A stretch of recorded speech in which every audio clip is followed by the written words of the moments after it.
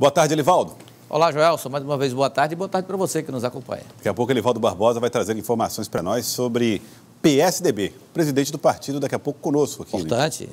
Ontem eu tentei falar com o presidente, Luciano Nunes, ele estava com uma agenda mais ligada às atividades profissionais, mas hoje ele estará aqui ao vivo, né?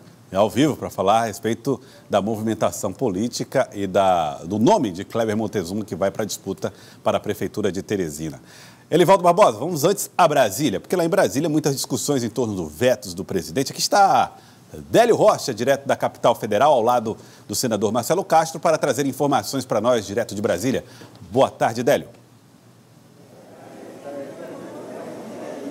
Boa tarde, Joelson. Meu boa tarde ao Elivaldo Barbosa, a todos que nos acompanham pelo Jornal do Piauí. Os vetos relativos ao orçamento impositivo que deveriam ter sido votados ontem, Joelson, isso não aconteceu.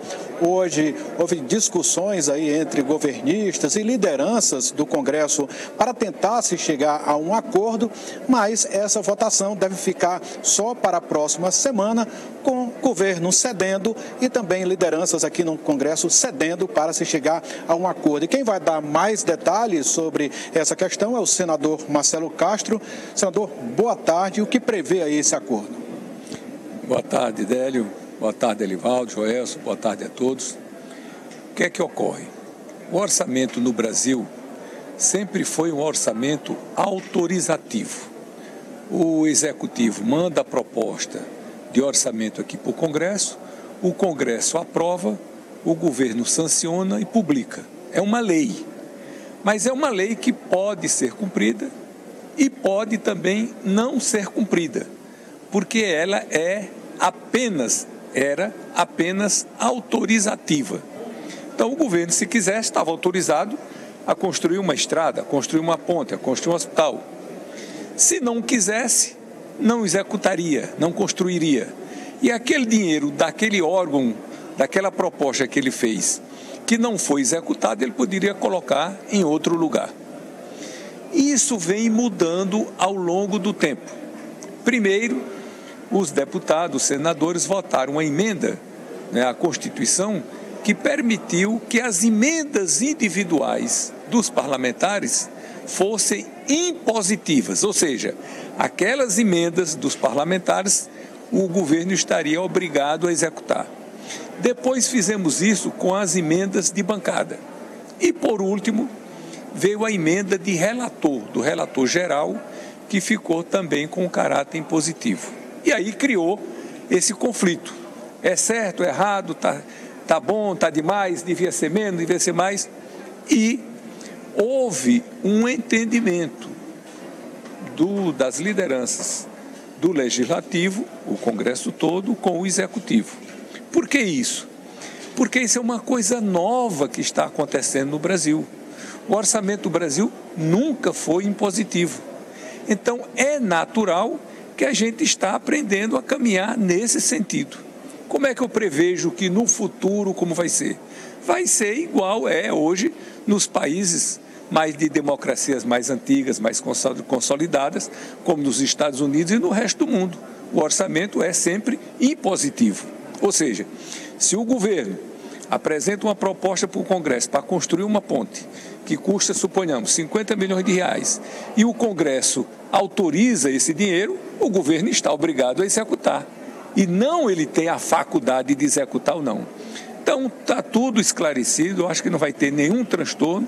E o Congresso e os políticos existem para isso, para encontrar a melhor solução para o Brasil. E eu acho que a melhor solução foi essa.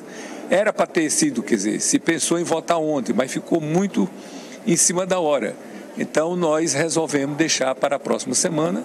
Eu estou designando hoje os relatores, desses PLNs que vieram para cá, esses projetos de lei do Congresso Nacional. E terça-feira já convoquei a Comissão Mista de Orçamento, nós vamos aprovar na comissão e depois nós levaremos para aprovar no Congresso Nacional. Essas emendas do relator somariam 30 bilhões. Houve um impasse em relação a esse montante. Nesse acordo aí, foi mudado isso? Pois é, exatamente isso que eu estou dizendo, né? Então agora, houve esses PLNs e estão tratando exatamente disso daí.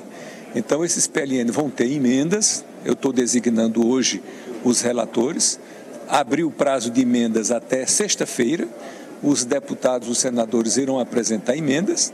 Terça-feira nós convocamos a comissão mista de orçamento para aprovar e, evidentemente, que as emendas, muitas delas serão apresentadas, umas serão aproveitadas, outras não, e desse debate é que nós vamos trazer aquilo que a Comissão de Orçamento e o Congresso Nacional entender como sendo o melhor, naturalmente levando em consideração a posição do Executivo.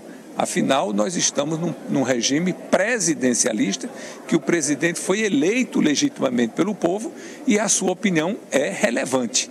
Quero fazer a ressalva de quanto à questão da impositividade do orçamento, isso não está em questão. Por quê? Porque o Bolsonaro, quando era deputado federal, votou a favor, discursou a favor. O seu filho, Eduardo Bolsonaro, agora no orçamento, discursou a favor. O partido dele, que era na época o PSL, votou 100% a favor. E os líderes dele também orientaram a favor. Ou seja, nós não estamos questionando a impositividade. A questão é sobre as emendas de relator, que é uma novidade. Por isso é que houve uma compreensão do Congresso Nacional e nós vamos manter o veto do presidente Bolsonaro. Temos uma pergunta do estúdio.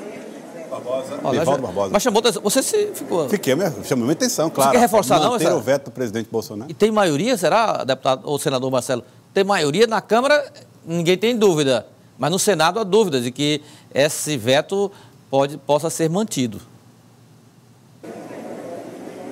Não, o veto, eu disse que o veto será mantido. Tanto na Câmara quanto no Senado, é uma decisão. No caso do MDB, foi unanimidade. Nós vamos manter o veto do presidente Bolsonaro. Isso não há questionamento sobre isso. E aí vai ter uma discussão sobre valores. Esses projetos que vão ser apresentados podem mudar esses valores. Claro, é isso aí que nós vamos nos debruçar sobre esses PLNs essa semana, né? Esse projeto que o governo apresentou. Eu vou designar os relatores hoje. E aí vai abrir os prazos para emenda, e é dessas emendas dos relatores é que nós vamos chegar a um denominador comum. O Elivaldo tem uma pergunta. Bom, senador, boa tarde. Agora sim, boa tarde, senador. Chamou a atenção exatamente a posição que o senhor anunciou aí publicamente da manutenção do veto do presidente a essa situação do orçamento, essa polêmica do orçamento. Mas eu queria trazer, presidente, senador Marcelo, para a questão aqui local, política, que o senhor tem acompanhado até com muita preocupação. E hoje eu conversei na Câmara Municipal de Teresina com o vereador Luiz Lobão. Ele não quis gravar entrevistas, disse que isso vai falar na outra semana, na próxima semana. E que a situação dele no MDB está em suas mãos, senador. Pois se estiver em minhas mãos, eu entendo, né, que estará em boas mãos, né? O Luiz Lobão é uma figura extraordinária, é um bom amigo, em primeiro lugar, é um bom médico, é um bom político, foi presidente da Fundação Municipal de Saúde, fez um excelente trabalho, tem o 3º mandato, né, na Câmara Municipal, todos pelo MDB, já tinha sido candidato antes, e fez um trabalho extraordinário agora na minha campanha de senador. Délio, foi o Luiz Lobão, foi o coordenador da minha campanha em Teresina. Eu jamais teria essa habilidade, esse conhecimento, essa capacidade que ele teve. E isso resultou em eu ser o senador da República mais votado em Teresina. Então, é evidentemente que o Luiz Lobão, isso vale para ele, vale para mim, vale para qualquer um. Ele é livre para entrar no partido, se o partido lhe aceita, e é livre para sair também. Se amanhã ele resolver sair do partido, vamos lamentar, mas não podemos segurá-lo. Mas nós vamos fazer todo o esforço, todo o trabalho, para que ele permaneça no MDB, seja novamente candidato e seja eleito. Naturalmente, que agora numa situação especial. Por quê? Porque nós temos um candidato a prefeito. Nas outras eleições que nós não tínhamos candidato, pelo menos nas duas últimas, nós tínhamos candidato a vice-prefeito. Essa não. Essa nós temos candidato a prefeito. E o que cabe às lideranças do partido especialmente aos vereadores, aos candidatos a vereador, apoiar essa candidatura. Então, nós todos estaremos no palanque do doutor Pessoa, que lidera as pesquisas, não só por isso, mas pela sua história, pela sua biografia, e o Luiz Lobão, sem nenhuma dúvida, pela sua força, pela sua importância, será um dos braços fortes da campanha do doutor Pessoa agora nessa eleição agora de outubro. O Joelson agora tem uma pergunta para o senhor. É assim, senador Marcelo, por que então existe um processo de expulsão contra o vereador Luiz Lobão? Já foi notificado, inclusive, desse processo. Essas coisas ocorrem, né? Há uma certa desconfiança de que o Luiz Lobão, né, participa da administração do Firmino. Sim, mas participa legitimamente. Ele votou no Firmino para prefeito, como eu votei também, como todos nós do MDB que seguimos a orientação do partido, votamos. Porque, como você sabe perfeitamente, o vice-prefeito do Firmino Filho é do MDB. E nós fizemos campanha e pedimos votos para o Firmino para ele ser reeleito prefeito de Teresina. Então, se ele participa legitimamente. Agora, é evidente que nós tendo o candidato, é uma nova situação, é uma nova realidade, e aí os arranjos têm que ser diferentes. Eu não acredito que se o doutor Luiz Lobão subir no palanque do doutor Pessoa, o prefeito Firmino vai manter alguma participação que ele tenha de indicação de cargo comissionado, que eu não sei nem se tem, na prefeitura. Isso é do jogo político, não fica nenhuma aresta, nenhuma malquerência com o prefeito Firmino, simplesmente cada um tem o direito de tomar o rumo que o seu partido determinar. Senador Marcelo Castro, muito obrigado aqui pela sua participação no Jornal do Piauí. Joelson Jordânia, eu volto com você. Muito obrigado, senador Marcelo Castro. Muito obrigado, Délio Rocha, direto de Brasília, falando a respeito dessa situação que envolve o MDB da capital.